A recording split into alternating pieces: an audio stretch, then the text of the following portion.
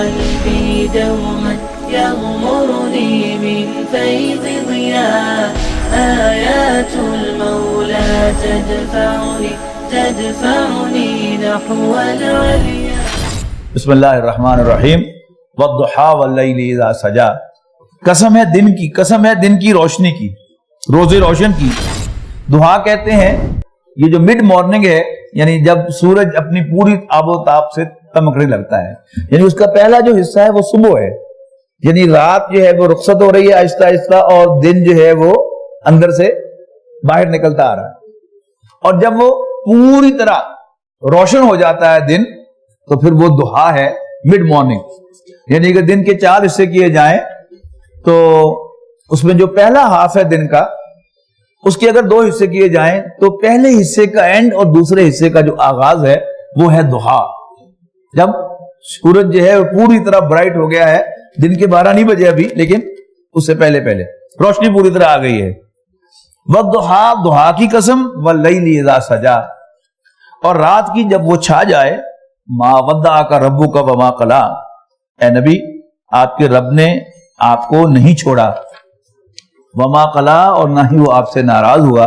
وللآخرۃ خیر لک من الاولی، اور یقیناً بعد کا دور آپ کے لیے پہلے دور سے بہتر ہے. یعنی رسول اللہ صلی اللہ علیہ وسلم کی ایک ابتدائی زندگی ہے، اور اس ابتدائی زندگی میں نبی اکرم صلی اللہ علیہ وسلم نے یتیمی دیکھی، 6 سال کی عمر میں ماں کا انتقال دیکھا. اور وہ جو آتا ہے، وہ لونڈی جو ساتھ تھی، اس نے کہا کہ حضور صلی اللہ علیہ وسلم اپنی والدہ کو ہلاتے تھے، ماں تم بولتی کیوں نہیں، ماں تم بولتی کیوں نہیں، تو سفر تو کیجیے. باپ پہلے نہیں ہے، اور اب اللہ تعالیٰ نے ماں بھی لے لی. پھر مکے کی اس گرمی میں جانور چرائے بہت تھوڑے معاوضے پر، خود آپ نے فرمایا، بخاری کی حدیث ہے. اور پھر اللہ تعالیٰ نے ایک وسعت پیدا کی کہ آپ حضرت خدیجہ رضی اللہ تعالیٰ عنہ کے چوائس میں آئے.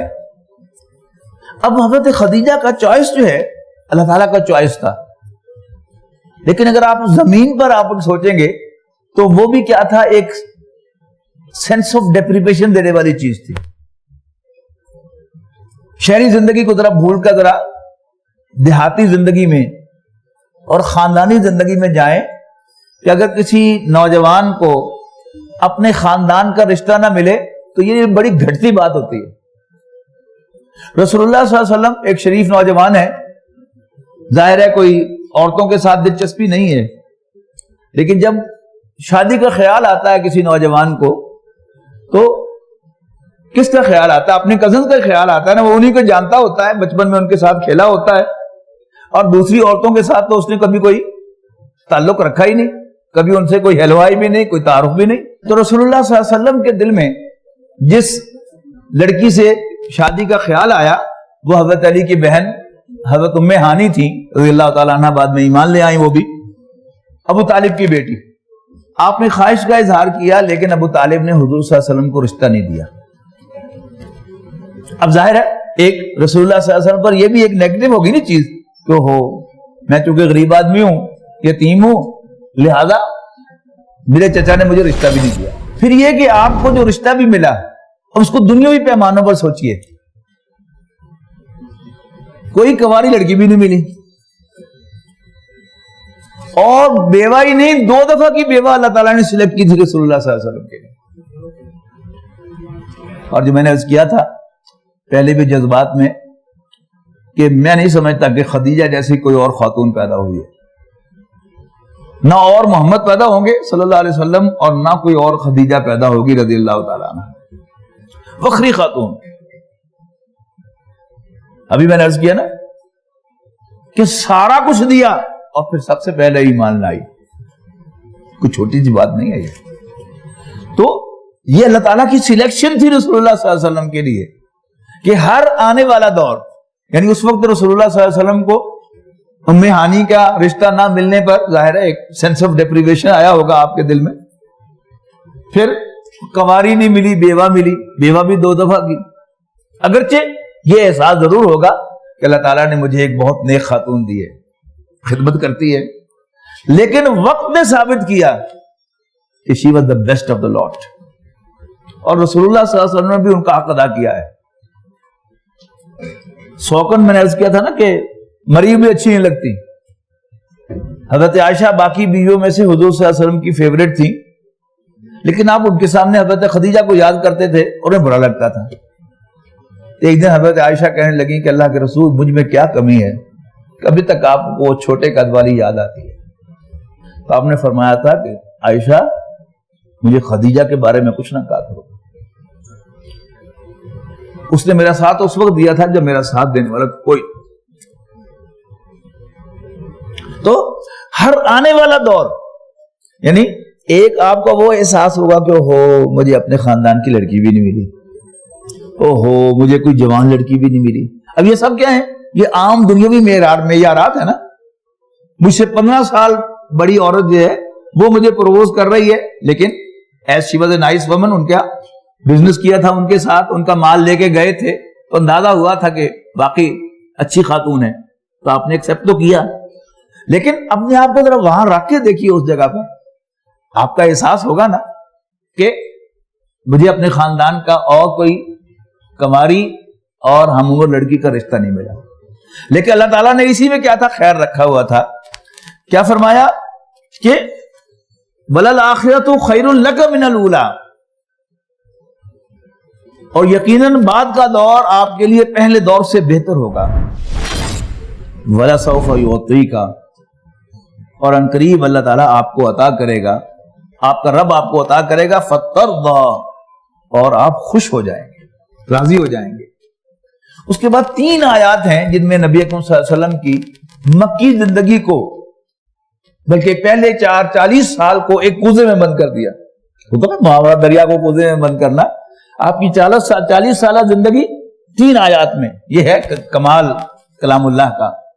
الم یجد کا یتیما فآویٰ، کیا اللہ تعالیٰ نے آپ کو یتیم نہ پایا تو پناہ دے دی، پروٹیکٹ کیا. یہ پروٹیکشن کیا تھی کہ نبی اکرم صلی اللہ علیہ وسلم عبد المطلب کے پہلے پوتے نہیں تھے. پہلا پوتا ہر دادا کو بڑا پیارا ہوتا ہے، اور جب سلسلہ چل نکلتا ہے تو پھر ایک روٹین سی بن جاتی ہے. پہلا اللہ تعالیٰ نے انتظام کیا کیا؟ دادا کے دل میں غیر معمولی محبت ڈالی. دادا اٹھا کے لائے ان کو حرم میں، اور باقی سرداروں سے کہا، یہ عام ان کا روٹین تھی کہ بچے کا اعلان 7ویں دن کیا کرتے تھے اس کے نام کا. تو عبد المطلب لے کے آئے اور مکے کے سرداروں سے کہا کہ میں نے اپنے اس بیٹے کا نام محمد رکھا ہے صلی اللہ علیہ وسلم. محمد جو ہے یہ عربی کا لفظ تھا، ترجمہ سب کو آتا تھا، لیکن یہ عربوں کا نام نہیں تھا. عبداللہ ان کا عام نام تھا. صحابہ کرام میں دیکھیں گے تو عبداللہ ہی عبداللہ ہیں. پھر ان کے عام جو نام تھے مردوں کے وہ مؤنث نام تھے، طلحہ، اسامہ، عبادہ، حمزہ. ٹھیک ہے، سب جو ہیں یہ مؤنث نام ہے. لیکن محمد عام نام نہیں تھا، تو اس نے کہا کہ میں نے اس بیٹے کا نام محمد رکھا ہے اور مجھے یقین ہے کہ اس کی بے حد تعریف کی جائے گی. and he was very right. پھر خانہ کعبہ کی گرد بڑے بڑے سرداروں کی دریاں بچھی ہوتی تھی، جو ان کی چوپالیں تھی، جیسے ہے نا ہمارے ڈیرے ہیں سرداروں کے، ذمہ داروں کے. تو ابو طالب کی دری کے گرد ان کے پوتے جو تھے بچے کھیلتے تھے، لیکن دری پر چڑھنے کی کسی اجازت نہیں ہوتی. لیکن یہ ینگ محمد صلی اللہ علیہ وسلم یہ دری پہ چڑھ جاتے تھے اور ان کے کزن آگے بڑھتے، وہ نہیں دادا کی دری ہے. تو دادا کہتے کوئی بات نہیں، آنے دو اس کو. غیر معمولی محبت، یعنی ایک تھوڑا سا جھونکا دیا باپ کی محبت کا، اور 8 سال کی عمر میں اللہ تعالیٰ نے دادا کو بلایا. ایک تو ابو طالب کو بہت زیادہ ویل ٹو ڈو آدمی نہیں تھے، لہذا رسول اللہ صلی اللہ علیہ وسلم کو بھیڑ بکریاں چرانی پڑی مکے کے اس ٹیمپریچر میں جو عام 50 ڈگری تک جاتا ہے. اس کے بعد ہے وَوَجَدَكَ ضَالًّا فَهَدَىٰ. یہ ضَالًّا جو ہے یہ ضالین کا واحد ہے، اور یہ ضال جو ہے یہ مہتدی کا الٹ ہے. مہتدی جس کو اپنی منزل کا راستہ مل گیا ہو، اور ضال کون ہے؟ کہ جو قرآن اکیڈمی آنا چاہتا ہے اس نے نہر تو چھوڑ دی، لیکن کشمیر پول سے سیدھا 4 چک پہنچ گیا، پھر واپس آیا تو پھر سوسر روڈ کی طرف چلا گیا. تو جب تک اسے کوئی صحیح ڈائریکشن نہ ملے، قرآن اکیڈمی کو بورڈ نہیں ملیں گے، تو قرآن اکیڈمی تک پہنچنا آسان نہیں. تو وہ ضال ہے. اب رسول اللہ صلی اللہ علیہ وسلم کا جہاں تک تعلق ہے اللہ تعالیٰ کو پہچاننے کا، اللہ تعالیٰ کی عبادت کا، بڑے سے بڑا دشمن بھی آپ پر یہ الزام نہیں لگا سکا کہ کبھی آپ نے کسی بت کو سجدہ کیا ہو. تو وہاں تو آپ کیا ہیں، معتدی ہیں پہلے دن سے. پھر دوال کہاں ہے؟ ہاں ایک معاملہ ایسا ہے کہ جس میں رسول اللہ صلی اللہ علیہ وسلم کو راہ نہیں مل رہا، آپ بار بار اٹیمپٹس کر رہے ہیں. وہ کیا تھا کہ اللہ تعالیٰ کے ساتھ تعلق واضح، بندگی ہو رہی ہے بغیر شرک کے، لیکن انسانی ہمدردی کا تقاضا پورا کرنے کو جی چاہتا ہے، لیکن معلوم ہوتا ہے کہ آپ کچھ کر نہیں پا رہے. اولاً آپ نے دو ایسے کام کیے انسانی ہمدردی کے لیے کہ جن میں پیسہ نہیں چاہیے. یتیموں کی سرپرستی، بیواؤں کی خبر گیری. یتیم کی اصل ضرورت پیسہ نہیں ہوتا، اصل ضرورت یہ ہوتی ہے کہ کوئی اس کا منہ ایسے چومے کہ اگر اس کا باپ زندہ ہوتا تو اس کو منہ چومتا اور اس کو گلے لگاتا. اس میں پیسہ نہیں چاہیے. رسول اللہ صلی اللہ علیہ وسلم نے یہ کام کیا، یتیموں کی سرپرستی. سرپرستی کا مطلب سر پہ ہاتھ رکھنا. اور بیواؤں کی خبر گیری. آج کی بیوہ پر قیاس نہ کیجیے.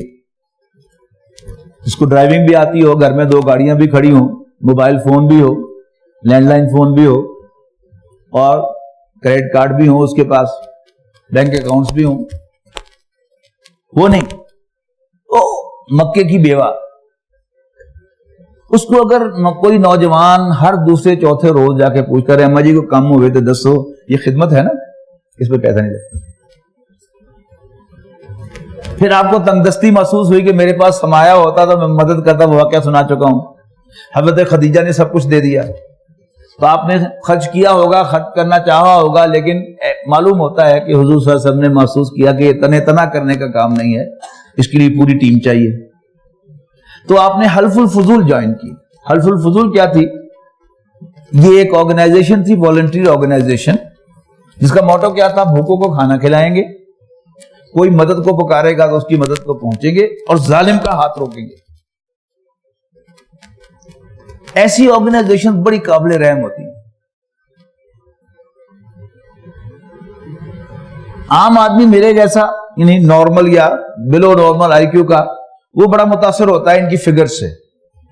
کہ آپ ان کے ہیڈ کوارٹر میں جائیں گے تو وہاں پر پہلے چارٹ لگے ہوتے تھے، اب ڈیجیٹل ڈسپلے ہوتا ہے کہ ہماری آرگنائزیشن سن 2001 میں بنی، سن 2001 میں ہم نے 200 بھوکوں کو کھانا کھلایا، اگلے سال ہم نے 1000 کو کھانا کھلایا، اور اب ہم لاکھوں کو کھانا کھلاتے ہیں. ظالم کا ہاتھ روکنا، یہ بھی ایک بڑی غلط فہمی ہوتی ہے. جب ایران میں انقلاب آیا تھا تو ہم نے بہت سے لوگوں کی زبان سے سنا کہ خمینی ادھر بھی آ جاوے نا، 8-10 بندے صاف کر دے تو شاید دنیا میں وہ ظلم ختم ہو جائے گا. کبھی ظلم ختم نہیں ہوا ہے.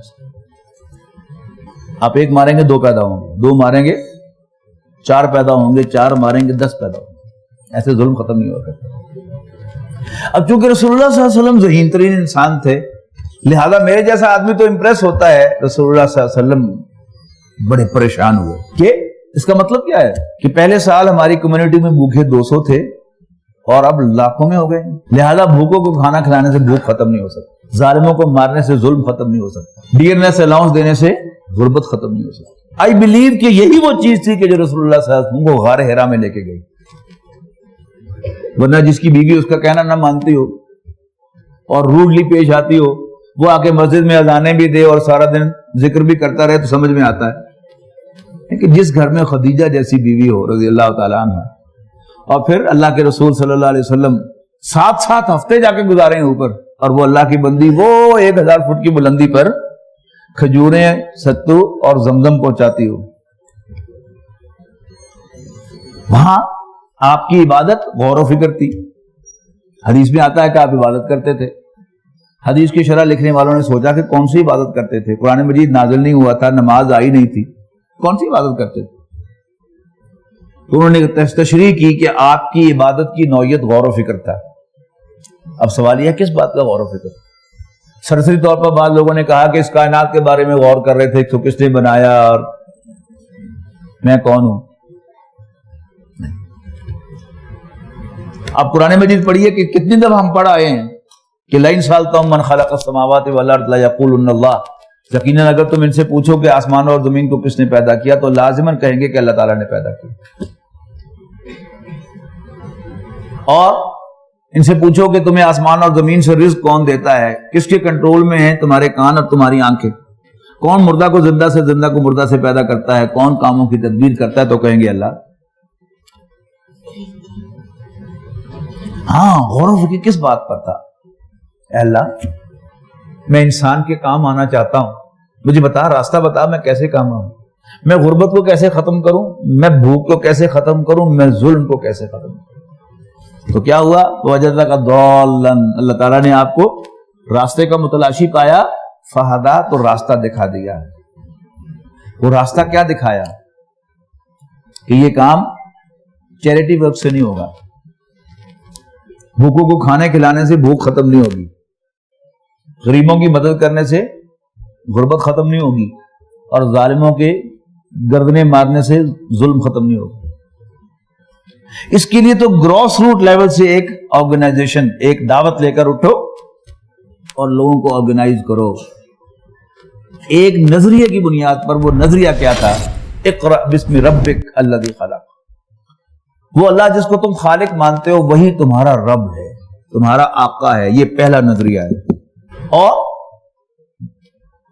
اس کے بعد یعنی 5 آیات میں اللہ تعالیٰ کے بارے میں کچھ جو پہلے معلوم تھا اس کو کنفرم کیا، صرف اس اضافے کے ساتھ کہ علمہ بالقلم، جس نے قلم سے سکھایا۔ کلا ان الانسان لیطغی، نہیں، انسان سرکش ہو ہی جاتا ہے، اس کی نیچر میں ہے۔ کیوں؟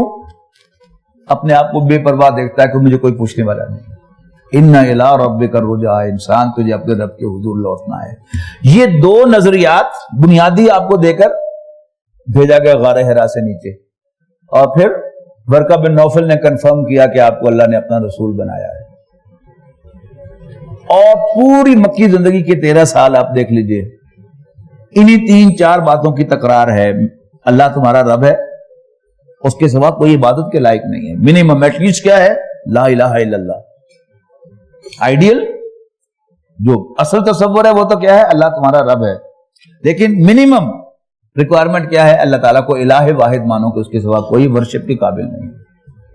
اور یہ کہ یہ زندگی کل زندگی نہیں ہے، تم نے مرنا ہے اور مرنے کے بعد اللہ کے حضور پیش ہونا۔ اور تیسرا نظریہ، میں اس کا بھیجا ہوا رسول ہوں اور قرآن مجید میرے رسالت کی دلیل ہے۔ یہ 3 نظریات آپ لے کر آئے اور پوری مکی زندگی میں آپ یہی پیش کرتے رہے قرآن مجید کے۔ دوسرا فرمایا کہ وَوَجَدَكَ عَائِلًا فَأَغْنَىٰ، اللہ تعالیٰ نے آپ کو تنگ دست پایا تو غنی کر دیا۔ وہ میں سنا چکا ہوں کہ حضرت خدیجہ نے اپنا سارا مال ہبہ کر دیا تو آپ غنی ہو گئے۔ فَأَمَّا الْيَتِيمَ فَلَا تَقْهَرْ، یتیم پر سختی نہ کرنا، وَأَمَّا السَّائِلَ فَلَا تَنْهَرْ، اور مانگنے والے کو نہ ڈانٹنا۔ اور یہ بہت بڑا امتحان ہے ہمارے لیے، یعنی مانگنے والے، خاص طور پر جو پروفیشنل مانگنے والے ہیں، اتنا زج کریں گے کہ آپ آخر کار جو ہے وہ ڈانٹ بیٹھیں۔ اور یتیم کو، سائل کو ڈانٹنا یہ سختی سے منع کیا گیا، نہیں دینا، معافی مانگو اس سے، محنت کرو اس کی کہ پلیز معاف کر دو مجھے۔ وَأَمَّا السَّائِلَ فَلَا تَنْهَرْ وَأَمَّا بِنِعْمَةِ رَبِّكَ فَحَدِّثْ، اور جو نعمتیں تمہارے رب کی ہیں ان کو خوب بیان کرتے رہو، یعنی اللہ تعالیٰ کی کسی نعمت کو چھپانا نہیں، اس کی مہربانی کا اظہار کرتے رہنا۔ یہ سب اللہ کا فضل ہے، یہ سب اللہ کا فضل ہے۔ اس کے پاس مال آیا ہے تو بھی کہے نہیں میری کمائی نہیں ہے، یہ اللہ کا فضل ہے۔ اس کو اللہ نے اولاد دی ہے تو کہے کہ اللہ کا فضل ہے۔ اللہ تعالیٰ نے اس کو جسم و جان دیے ہیں، طاقت دی ہے، کہے اللہ کا فضل ہے۔ اس کو بولنے کی طاقت دی ہے تو کہے اللہ کا فضل ہے، لکھنے کا طاقت دی ہے تو کہے اللہ کا فضل ہے۔ میرا اپنا کچھ نہیں ہے، ہر چیز کا مالک وہ ہے۔